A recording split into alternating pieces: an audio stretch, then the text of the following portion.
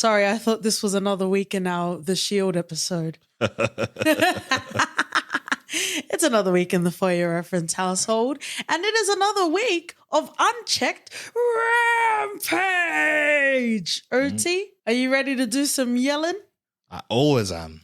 Any topics you want to have a fight with?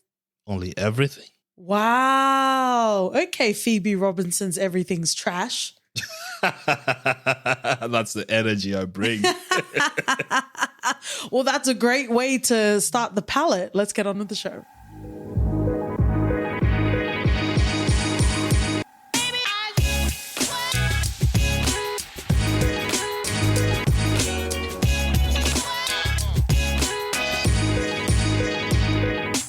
Hey, friends and lovers, welcome back to the For Your Reference podcast. You got your host, Katie. And OT.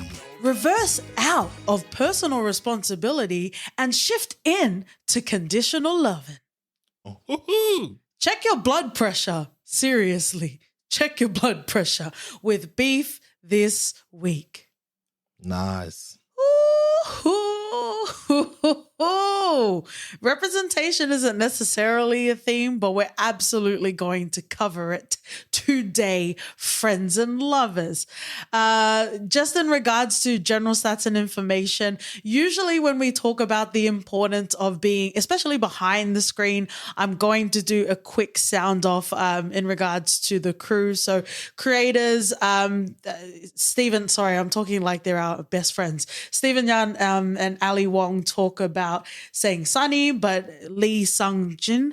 In regards to directing, we have Lee Sung-jin as well as Hikari as well as Jake Shira. In regards to writing credits, we have Lee Sung-jin again, Jean Kyeon Fraser, Marie Hanyan Nguyen, Kevin Rosen, Joanna Carlo, Nico Gutierrez, Kovna, Alice Ju, Carrie Kemper, as well as Alex Russell. In way of cast. I think if we're going to eliminate and we can only have one filmography, Stephen Yan, Mayhem in the house. Wow. Burning in the house. I might even dabble in Walking in the Dead in the house. You didn't even like burning, bro. Nope in the house. Segway. Oh, I've got a lot of time for Stephen Yan. Twilight Zone in the house. Mm-hmm. I've got a lot of time for this man. Andy sings alt rock in a Jesus sort of way. Yeah. That's how my Jesus rolls. Yeah. You didn't know Creed was Jesus was part of Creed? Continuing on, we will get to the episode, friends and lovers. Just ride this splooshy altar train we are going on right now. Stephen Yan, Ali Wong, Joseph Lee, Young Man Zeno, who I was very excited. I'm very excited to see future works of Young Man Zeno. And also I would say Umbrella Academy, but he was giving me Raven Ben vibes, Justin H. Min. Yeah. Ooh.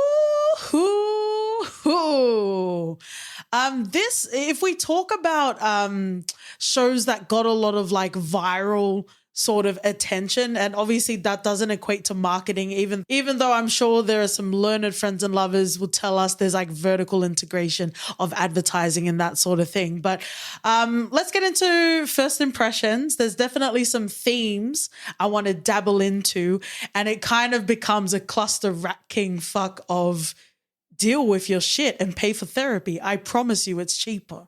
Beef serves up a delicious mix of comedy and drama. The escalating rivalry captivates as they delve into each other's lives. Hilarious, poignant, and utterly binge-worthy. It was amazing. I had so much fun with it. It started off slowly for me. I wasn't sure. But as soon as we continued delving into Danny and Amy's lives, I was hooked. Okay. All right. It's all. I always love to hear when we get to the end of a watching experience what your thoughts are going to be.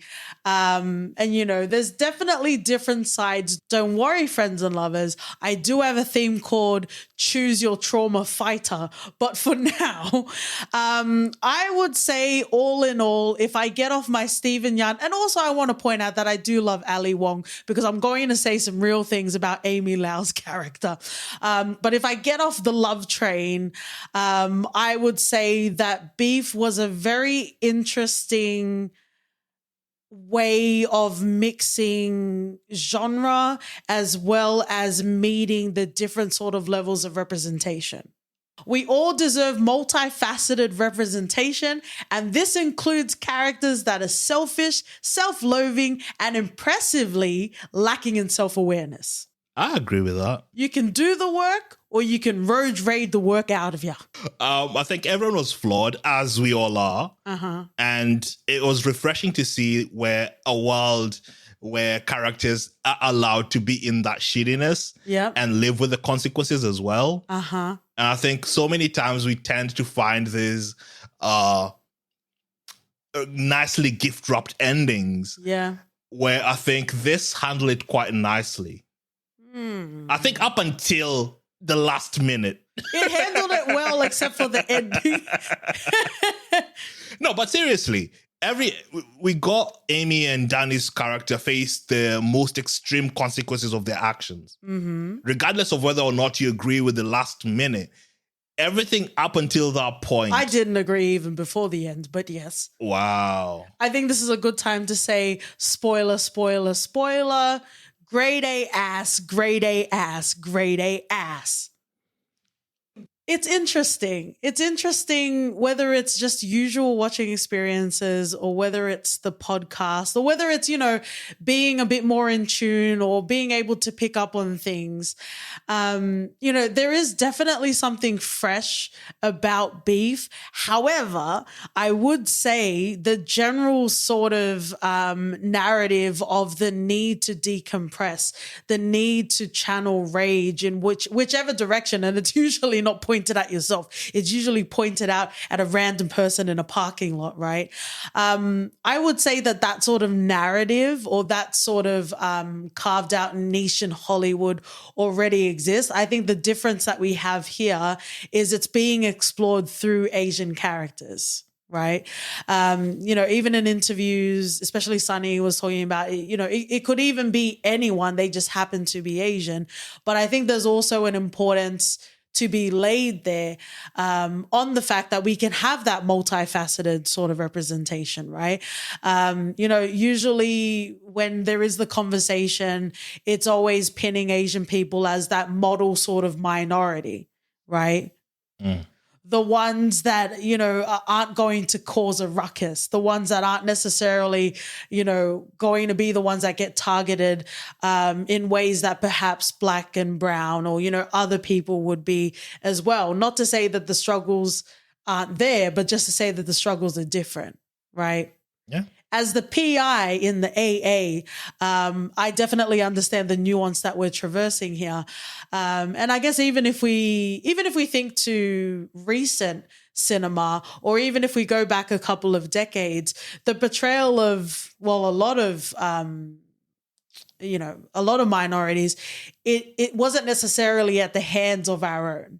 Right. And the same could be said for Asian characters or even Asian storytelling in a Western Hollywood sort of context. So it's really cool that we've gotten to a point where we can have that richness, that depth, and I think even the imperfections as well.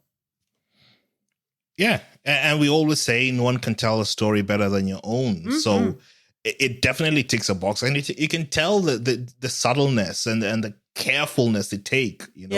Yes, the characters can be shitty too, but there's a care for the characters as well. Interesting. I might disagree with you. Oh, really? Yeah, you know me. Disagree away. I'm one to get in the ring. But even sort of like little sort of sort of throwaway comments that perhaps those that aren't aware or aren't paying attention. Like there was even a comment where Amy was trying to G up George, saying that Danny was like, oh, he made a comment about you being Japanese. Like, you know what I mean? Like there was definitely some interesting sort of dialogue, even that would hit differently, I imagine, for the Asian community as well. So I really enjoyed that this show was breaking that sort of model minority Asian stereotype in that they can also be shitty as well. Because there's a lot of shittiness. I'm talking about Amy specifically, but there's a lot of shittiness. Come on now. I'll come off. That's what she does. Danny had his fair share of shittiness as well. I will come on and I will get off just like she did with the gun. Pow, pow, OT. Straight shooter in the For Your Reference household. The next sort of theme that I kind of wanted to explore is harnessing the mana of rage.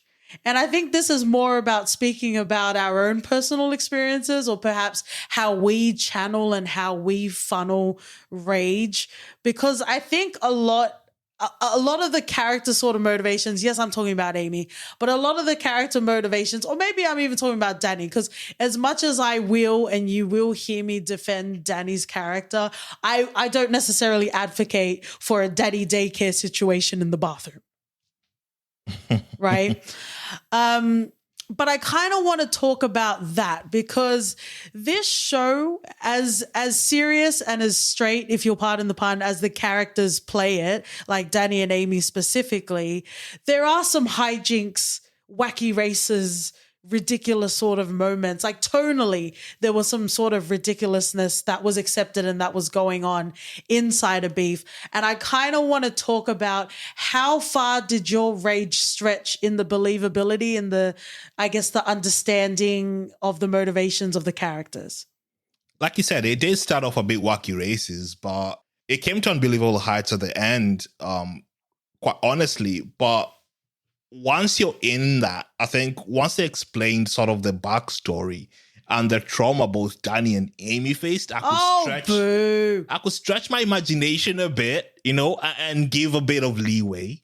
We get it. You got the biggest imagination in the room. Stop whipping it out, OT. We get it.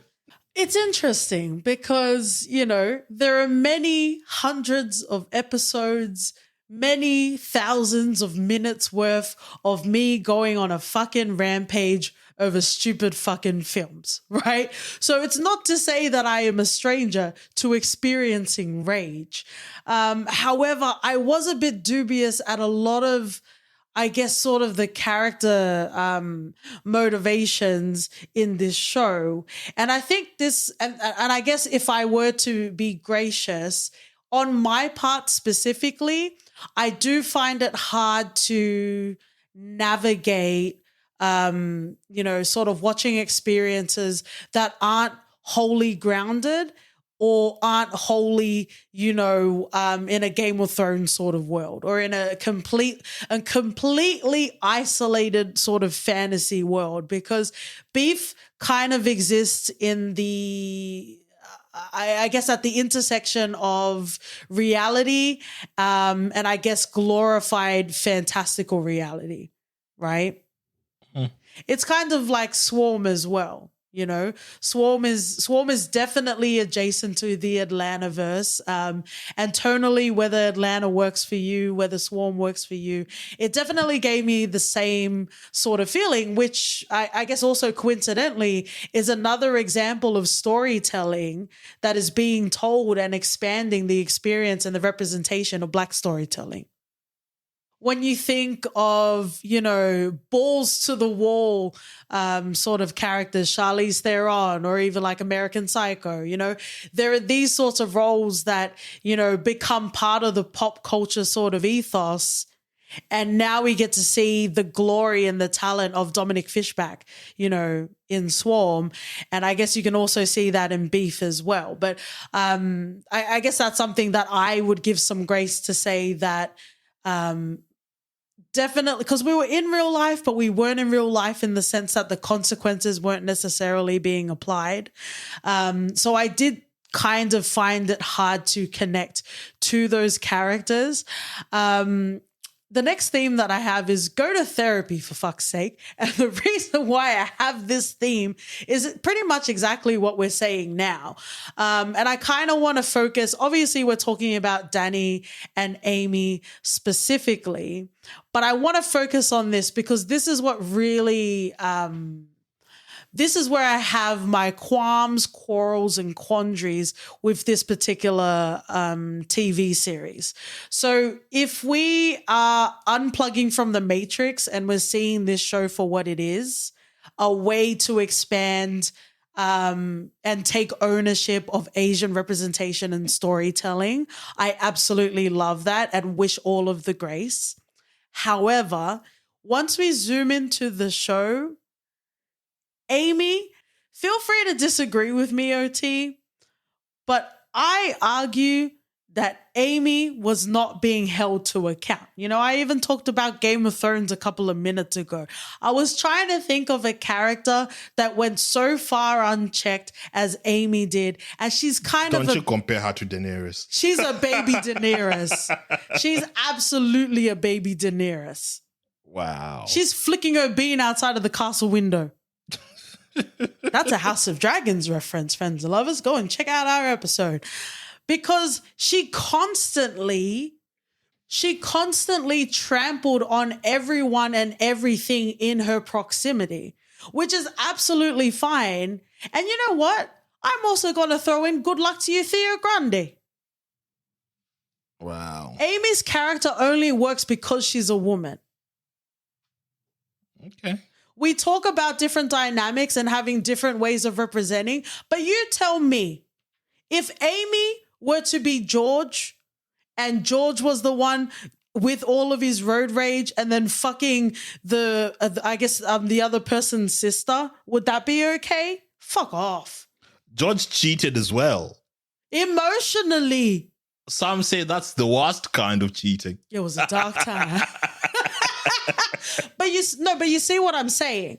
We're saying give women the same, echelon of roles, but she only has this character because she is a woman. There's a lot of graces that are given to Amy that are not given to Danny in this show. And I'm talking about a writing point of view. If we're talking about performances, beautiful, beautiful, beautiful. I do remind you, I do love Ali Wong, but her character in particular, if you're going to talk your mad shit, fine. But don't hide behind the veil of your gender and say that it's all good, because it's not. Okay, I'm going to slightly disagree there. Feminist OT in the house. I don't think it has to do with Amy being a woman. It has to do with Amy being rich. There's a classist aspect of their situation. But she's not rich. She is rich. She's vicarious rich. She is wealthy and Danny is not. And I think the classist aspect of it is what makes Amy feel like she can walk over or get away with as many things as possible. She's a fucking Terrence Howard character. Tell me otherwise. Yeah, and Terrence Howard has money as well. So okay, OT Lucius Lyon. I'm just saying, if he had a male character that instigated, I guess, well, let's agree now, or let's not agree, let's discuss now or debate. I feel like Amy started the altercation in the parking lot. She did? Cool. Okay. So if we had a male character that started off the altercation in the parking lot. Actually, let me walk that back. Chase after, no, it's too late now. Editing exists, AI exists, ChatGPT exists, but this will exist in its whole entirety, right? Create an Insta account, message knowingly with the younger sibling, and I guess because we're swapping genders here, the younger sibling, the younger sister of Danny. I don't know how far we want to swap genders, but essentially, if we have Amy's character as a man going to the level of cyber stalking and cyber bullying, cyber catfishing, cyber kissing, cyber fucking. Someone said it stops being cyber catfishing or cyber anything because Paul is clearly taken by Amy. Oh, well, nothing was of material value to me. But whatever. You know what I'm saying, right? This is like the reason why Magic Mike has a demographic. This is the reason why Eat, Pray, Love has a demographic. This is the reason why I love Emma Thompson. But this is the reason why people love Good Luck to You, Theo Grande, without realizing, as older women, we do have a responsibility and we do have the stewardship of our own sexuality via bean flicking, motherfucker. Do you speak it or do you lick it? I couldn't disagree more, man.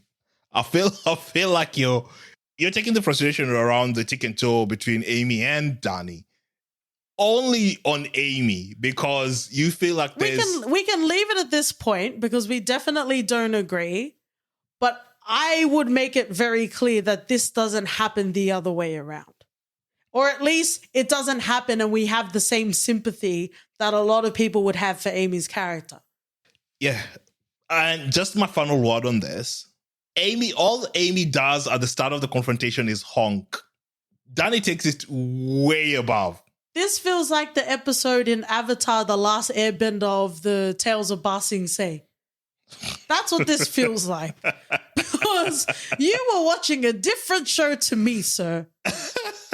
Like Amy Lau was on her promising young woman tip. That's what she was doing in this. But if we go back to the theme of go to therapy, it was interesting because you could also, point out that Amy did go to therapy and she also went to therapy with George. But it's not going to work if you're not going to do it fucking properly, right?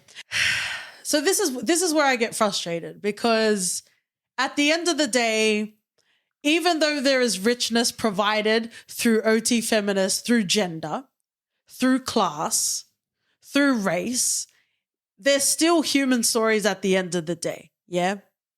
And these aren't necessarily stories that I gravitate to because of the lack of accountability of characters. And, this is kind of what I want to come to in regards to the inconsistent sort of character growth as well. Mm-hmm. I feel like the growth of Amy and Danny, the trajectory of both of them were not aligning at all. Not to say that in a narrative you need to have the opposing parties, come to some moment of enlightenment together or at the same sort of pace. However, there were many, many, many instances where Danny was being held to account, whether through Amy or people around him, and Amy wasn't given the same sort of thing. So what I want to come to is the particular scene where Amy, I think it might have been after she admitted that she had an affair, because that made George seem like a Coco Melon affair. That was not a fully R-rated affair. Uh-huh. I'm pretty sure it was after that moment, but she was talking to the therapist and she was saying, all of these sort of circumstances. She even puts George on a pedestal and that sort of thing. And I would argue it was a very unearned sort of moment, but we get to a moment where Amy, through way of the therapist, is able to understand that all of, or perhaps any of the love that was drip fed to her was given conditionally. Mm-hmm. And that became an Oprah aha moment, It became the moment that the heavens opened and Amy finally understood. Bruh, I hazard to say a lot of us, friends and lovers, have experienced conditional love from our parents. Does that mean we're all going to be out in these streets shaking it for all it's worth? I don't know. I think, okay, so I understand that. And I agree in part. But how many people have seen their parents cheat and have to hold that secret their entire childhood? I'm just saying, it can mess someone up. Where's your name in these credits? He hurt.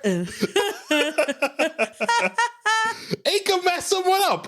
Yeah. Amy had to hold that secret. She felt like she couldn't tell the mother. Yeah.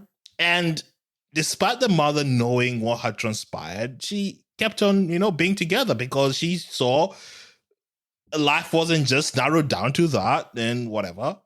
Cool. That's her decision to make. But see, so this is what I'm saying. If it was written in a way that it was part of her character, that's something I could jive with. But the way that they had written it into the show, it was a justification. It was an explanation. It was a filling of the gaps as to why she is the way she is and why she had the affair. That's the qualms, quarrels, and quandaries that I had with it. Because you and I know of all people that life is fucking messy. And even at our best, it's going to remain messy in ways that we can't even reconcile at this particular moment, right? To get through it, you got to go through it, right? Yeah. And she just needed to realize that herself. And I think that's where her journey with the therapist came. But even when it comes to cheating, George plays such a pivotal role into nudging Amy into transgressing. Because he keeps on he sent us a screenshot with Mia. And then he was like, uh-oh, I was just saving the quote. Like the caption. Yeah, I was just saving the caption. At some point, that guy is either fucking, or he thinks you're gullible as fuck. OT, if I could request this of you, and I feel like I speak on behalf of our friends and lovers, if you could compile a companion cheating playlist so they can listen after this episode, I think they'd really appreciate it. I'm thinking some Keisha Coles. I'm thinking some Twiddly-dee-dee. Oh, you got to have someone tell in there. Outside of the restaurant? Uh-huh. No, but I think George really had a big part to play in that as well. So what? Okay, cool, great.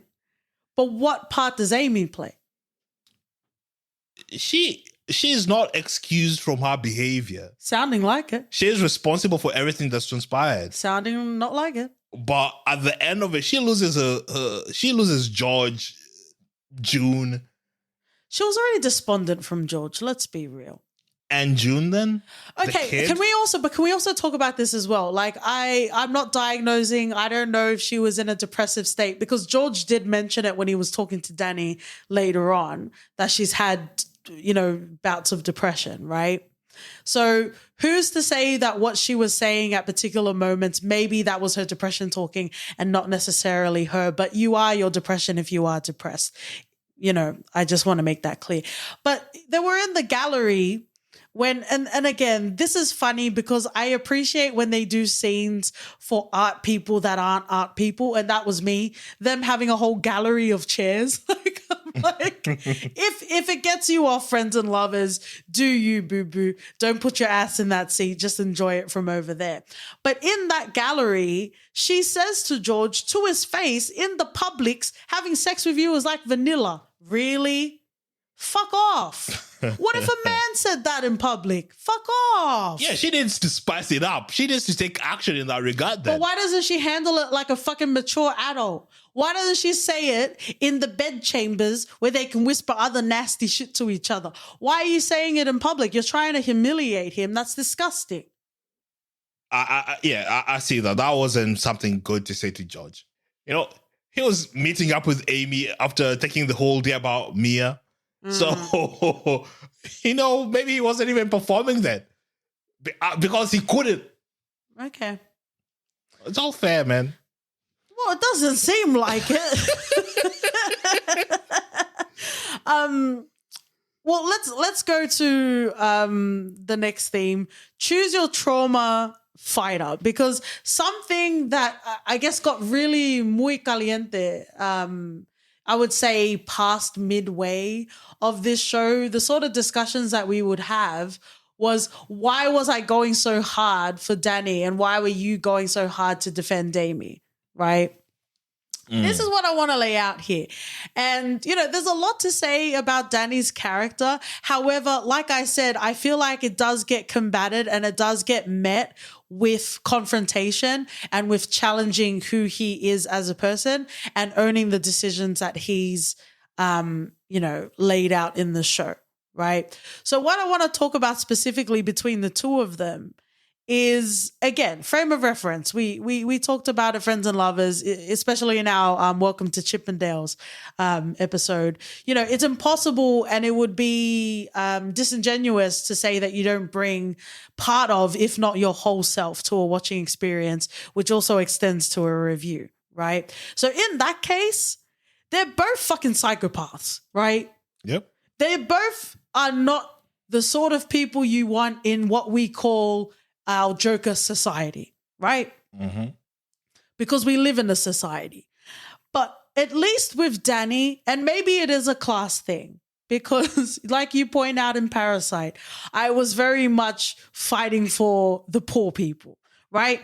So when it comes to Danny, I understand his motivations because we haven't even talked about the disgusting sort of decisions he made to make sure that Paul would stay around, right? We haven't even talked about that yet. But what I would say is, in regards to Danny, as disgusting, as selfish, as self-serving, as self-loathing as it was, I understood why he did that. I can't do that. I really couldn't draw a line there at all.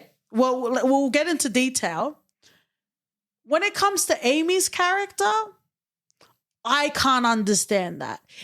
From there, it becomes conniving, it becomes scheming, it becomes lasting hurt. And you can't blame that on that witch Babadook. You can't blame it all on the witch Babadook. But the witch Babadook follows her everywhere. What do you want to blame it on? Do you want to blame it on childhood? Do you want to blame it on the witch Babadook fantasy? Which, again, because there wasn't a lot that was a fantastical sort of nature, that as well. It felt like it got to a point of, oh shit, oh shit, oh shit. Amy is very, very unlikable and we haven't checked her at all. Throw in the therapist, throw in the witch Babadook. Yeah, I'm thinking I'm back. You know what? I think it's a matter of perception, because I think for the first 3/4 of the show, we get to see Danny as this poor guy who's just down on his luck, who is really loving. He loves it, he loves his brother. He's showing up for his parents. That's all he wants to do. Until it starts turning and we're starting to reveal more about Danny as a character and as a person. Then you get to see how, he's not this great guy. He's not this great guy he carries himself out to be, who's just down on his luck. You're a bit of a politician, OT. No. He intentionally kept Paul around. Yes. Got rid of his college application letters. Mm-hmm. For what? So he could always have, Paul around him by his side. No, I get that, but I feel like you're underselling. If we're talking about Danny and Amy in the first, like you say, first 3/4, yes, we didn't know the underpinnings of his yucky, what is that, like the codependency, like the need for codependency, then yeah, that wasn't shown until the later part of the show. However, it was made very clear that he's dealing with something. They even had, him potentially, trigger warning, friends and lovers, but we're not going to spend too much time on it, committing suicide, and he even talked about that, I think in the finale episode, if not the second last episode, that day when she beeped at him, he was returning those grills, right? So if you want to paint the brush, you can paint the brush. And you said it's about perception. It's absolutely about perception. So whether we buy into Danny or whether we buy into Amy, I do think the show demonstrated well, even though we didn't know the underpinnings, it demonstrated well that the two of them are wackadoos. Just like they just wanted to channel their anger somewhere else.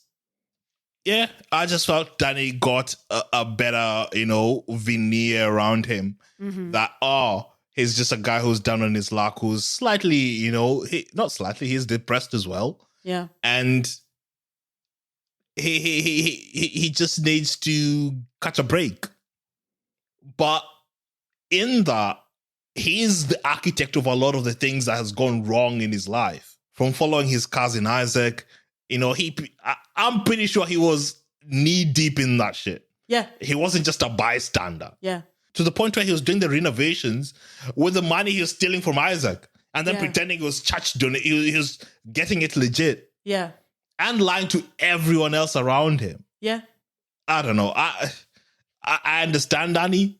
I get him. I could understand the codependency aspect of it. He felt like he was just as bad as Amy, if not slightly more. Interesting.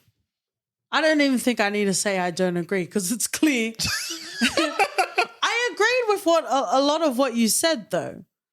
But the fraying, and I guess the part of where we sort of, have a vast sort of difference is Danny was still what he was at the end of the show.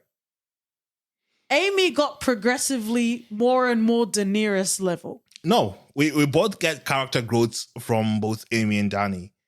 Danny gets a pivotal turning point in when they're cornered. And he decides, okay, I need to get Paul as far away from me as possible. And the only way Paul will be able to leave me is if I tell him the whole truth. And he's forced into that situation. It was an ex machina sort of situation where, we're in the situation knee deep. The only thing I can do to save my brother, who I love, sort of. No, he loves him. Yeah, come on now. Yeah, I was being mean. Who he loves. You've seen Cartman's mum and Cartman.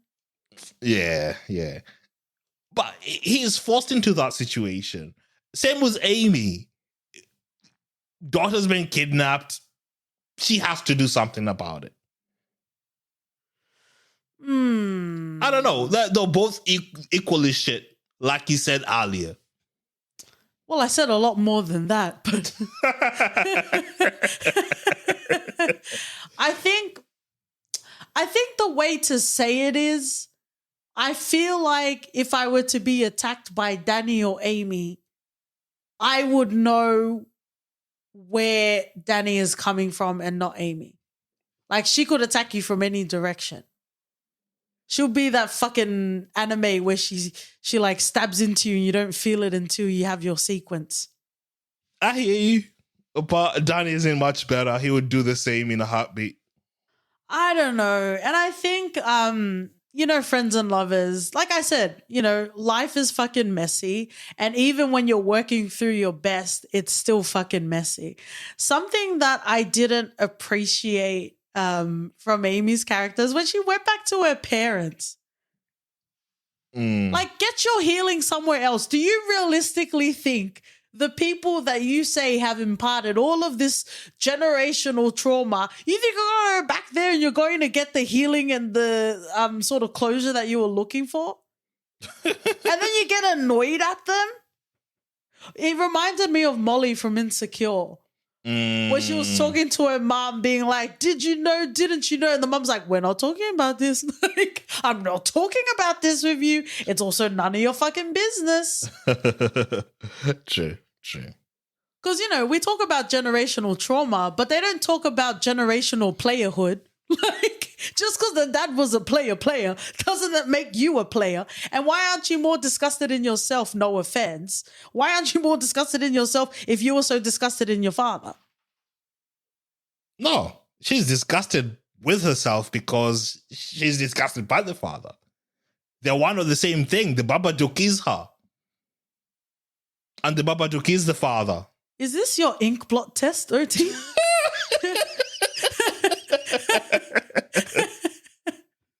That's okay, my Freudian slipper. We don't need to spend a lot of time on this, but I do just want to point out that rich people be poor too. They just find other ways to stay rich or appear staying rich. Fumi, classic example. Oh yeah, it's all about the appearances. I would also say that I love Justin H. Min. But it seems like maybe this isn't where him and his agent thought they were going to go, but he kind of has a face that you want to fight. Yeah. And just so we throw some diversity in the ring, Nicholas Hoult is also one of those faces. Mm-hmm. It's just like, you just need a good Will Smith visit. Wow. Emancipate yourself, OT. Do you have any thoughts, any more sort of feelings to throw on the grill, OT? I just thought you had some selective outrage on Amy for Amy. Oh, wow.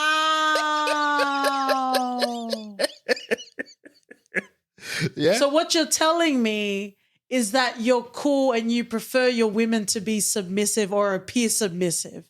You don't want them to be held accountable as equals. Is that what you're saying, Umar Oti? From the Church of Uma? Just like the finale of this show, the ending of our episode is very ridiculous. I just want to quickly say I didn't care for the finale. I do feel like any sort of major event should happen in the second last episode at least, so you can deal with the fallout of the finale. I didn't necessarily care for the format of it, and I also didn't care for the final scene, even though apparently it was Ali Wong and Stephen Yeun deciding to end it that way. I'm just like, boo. What were we working towards? Boo. Well, you go get trapped in the desert, get poisoned together, and don't think that you'll end up forming some sort of connections. Yeah, poisonous and venomous.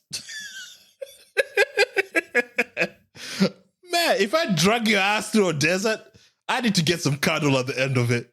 And that's why, friends and lovers, love is conditional. Everything is conditional.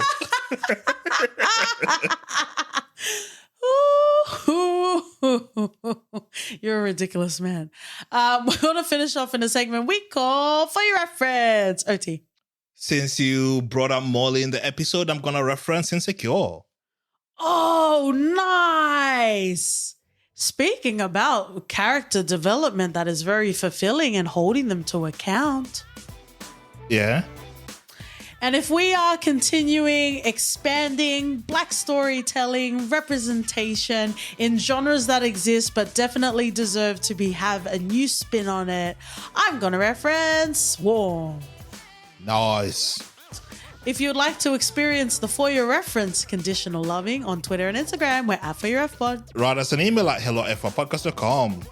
We're also on We Love Ali Wong podcast if you'd like to leave a rating and review. And we'll see you guys next week. Ali Wong! Hey!